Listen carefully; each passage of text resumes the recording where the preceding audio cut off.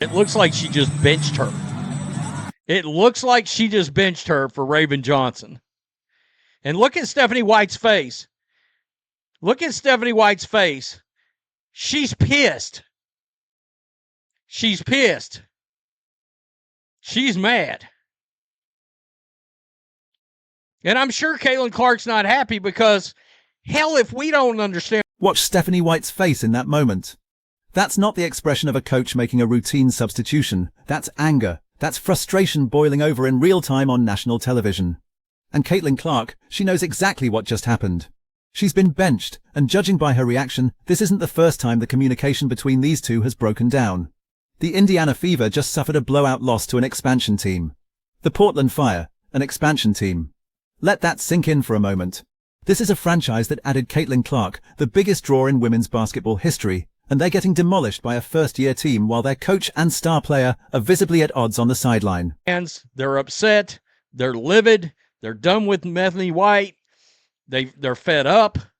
And now, on top of everything else, just coming off of them having words the other day during a game, we've got more footage of Caitlin Clark and Stephanie White going at it. You know, my boy Rudy over at the Come On Now podcast said he believes the locker room. The aftermath tells you everything you need to know about where this situation stands. Fans aren't just disappointed. They're not just frustrated with a bad loss. They're calling for the coach to be fired. They're questioning whether the locker room has completely fractured. And the evidence keeps piling up. Here's what makes this particularly significant. Stephanie White pulled Caitlin Clark and Aaliyah Boston with 6 minutes and 30 seconds remaining in a game where the Fever had momentum. Not when they were up by 15, not during garbage time. Right when they were cooking. The lead evaporated the moment those two hit the bench. This isn't speculation. This is a pattern that's been documented across multiple games this season.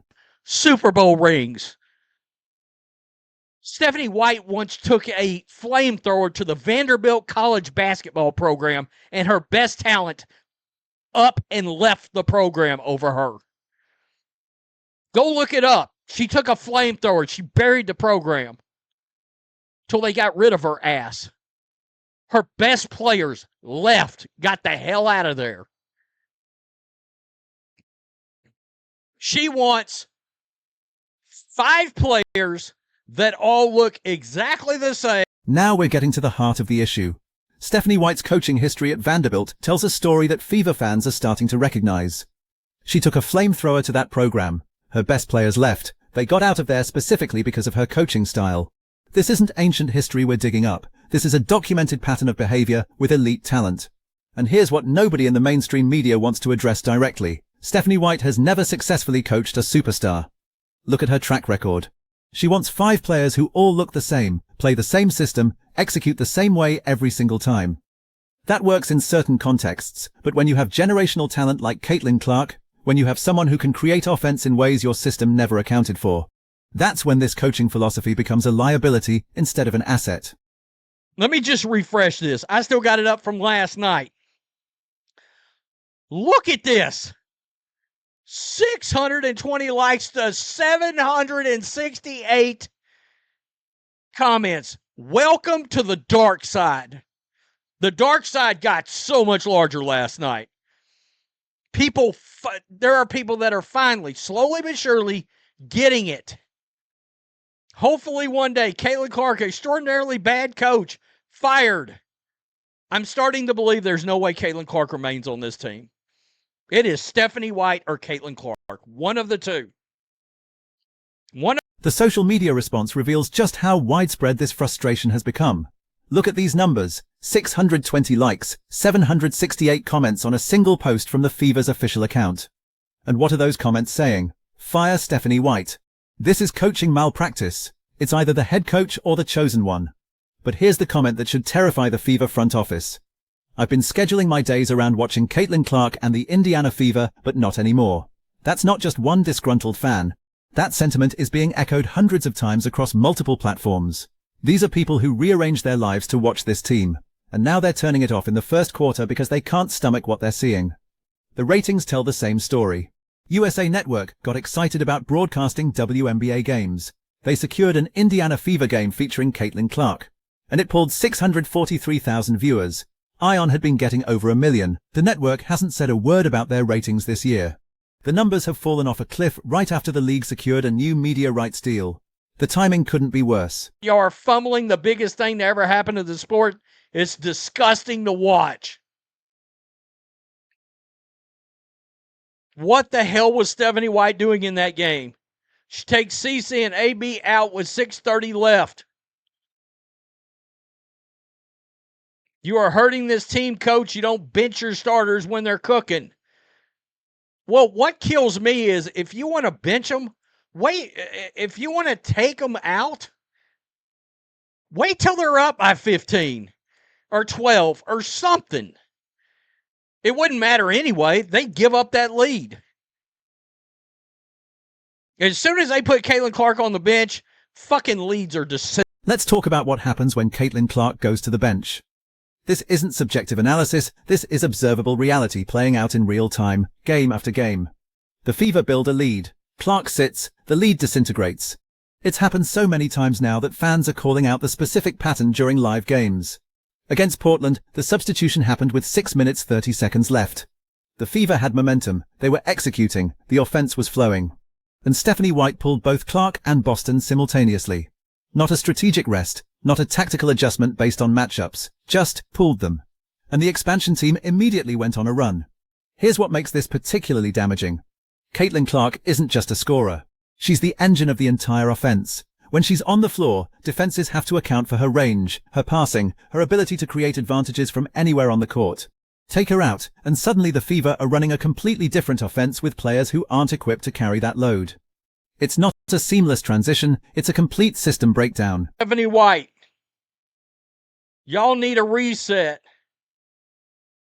Every fan should show up with Fire Stephanie White posters. Oh, of course, they wouldn't let them in the building. No space for hate. Fire Stephanie White today. What a garbage organization. Stop taking CC off the ball. You can thank Stephanie White for this. The fans should boycott the team. Look, there is a reason we're not getting ratings. Do you think when USA Network got excited about getting WNBA games, that they got a Caitlin Clark Fever game, that they ever thought it would get less than 1 million views? It got 643,000. Ion had gotten more than 1 million views. They haven't said a word about their ratings this year. The ratings have fell off a cliff right after they got this new media rights deal. Now let's address the elephant in the room that nobody in traditional media wants to acknowledge. There's a theory gaining traction among fans, and it's worth examining seriously. Is this team lying about the injury situation? Are they soft-benching Caitlin Clark under the guise of load management or injury prevention? Look at the evidence. The substitution patterns don't match any coherent injury management protocol. If Clark was dealing with something that required careful minutes restrictions, you'd see consistent patterns. Predetermined rest intervals, clear communication about when she's coming out and when she's going back in. Instead, we're seeing what appears to be emotional, in-the-moment decisions that leave Clark visibly confused and frustrated on the bench. And here's the uncomfortable truth that keeps surfacing. If you gave Stephanie White truth serum, would she admit that she believes this team is better without Caitlin Clark? That she wants this roster to look like last year's team, the team that Caitlin Clark didn't play on? Because her entire coaching philosophy seems designed around that premise.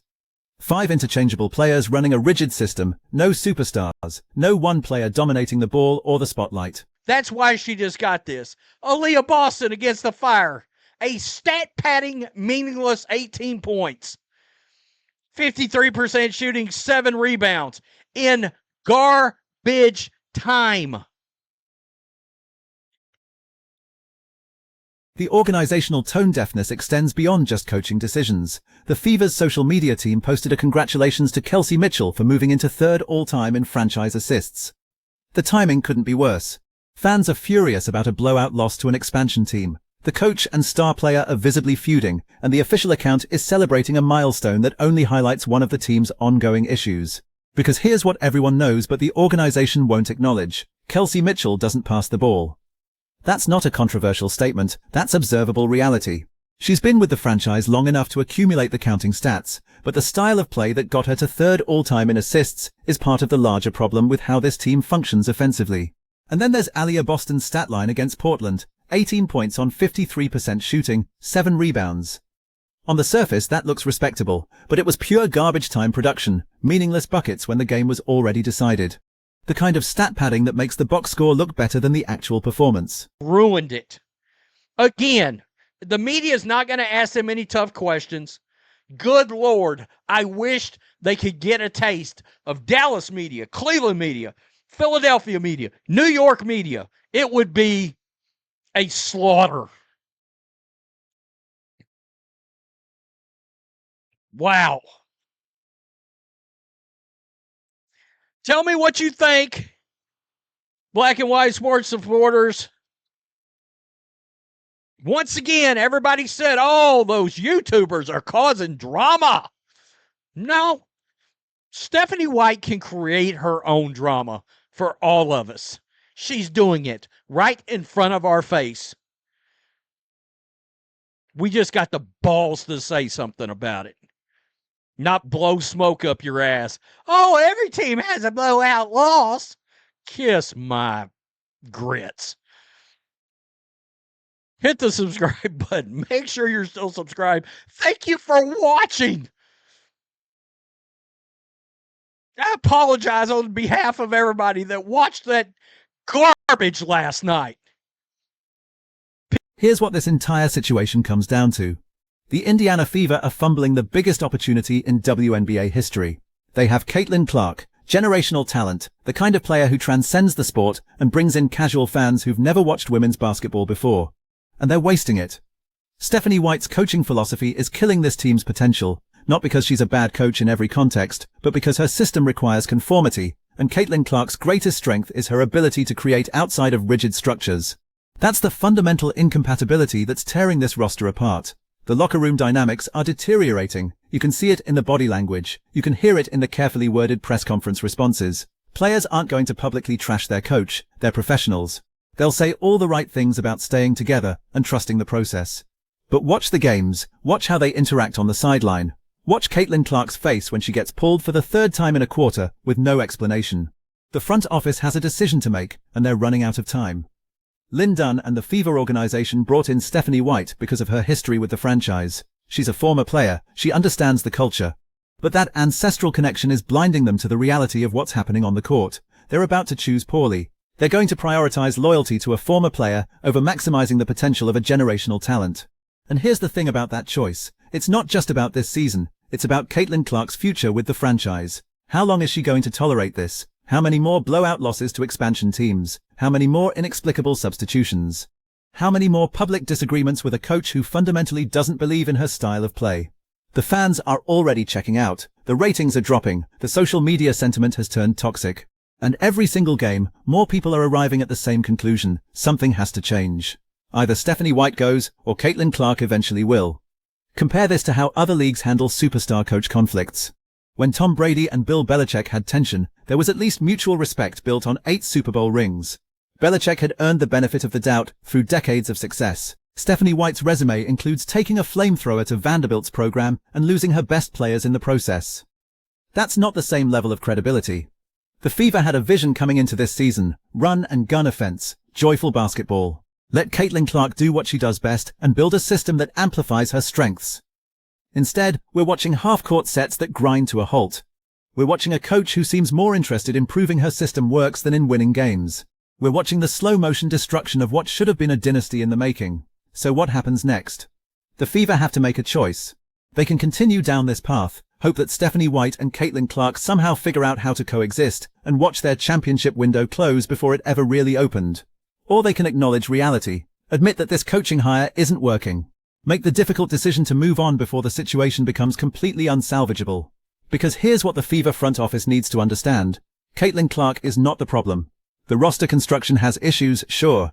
But the core problem is a coaching philosophy that treats generational talent like a system player who needs to conform or be benched. That's not how you build around a superstar, that's how you waste one. The fans see it, the YouTubers and podcasters see it. The social media analytics see it in the dropping engagement numbers. The only people who don't seem to see it are the ones making the decisions. And that's the scariest part of this entire situation. Because if the Fever can't recognize what's happening right in front of them, what hope is there that they'll make the necessary changes before it's too late?